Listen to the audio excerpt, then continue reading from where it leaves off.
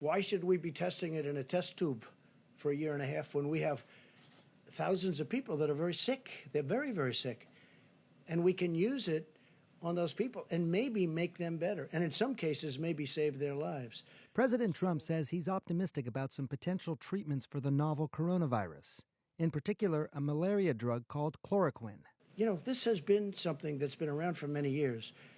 It's been phenomenal, strong, powerful drug for malaria. But we think it might work on this, based on evidence, based on very strong evidence. It's true, the medication has been around for more than 80 years and has a few side effects, including nausea and mood changes, as well as possible interactions with other drugs.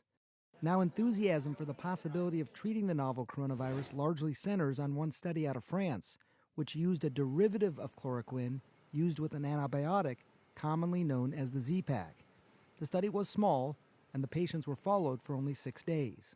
The study that looked at that drug and showed activity was a study that involved about 20 patients and only 6 in the arm that showed the benefit. And the benefit that they showed was that they decreased the amount of virus in their noses when you did nasal swabs in those patients.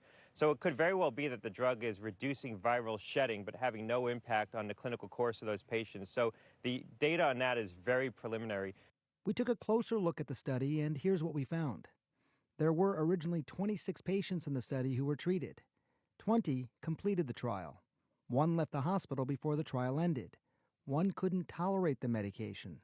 3 went to the intensive care unit. That's an 11% critical care rate. And 1 died, a 4% mortality rate. Now, those numbers are higher critical care and mortality rates than the general population of infected. But keep in mind, again, it's a small study. There was another study from 2011 which found that while chloroquine was effective in the lab against the flu, it ultimately wasn't effective in humans. Look, that's why trials are needed, and they can be done quickly. Many labs in the World Health Organization had already started studying these drugs and dozens of others to help us find an answer for a disease that currently has no known cure.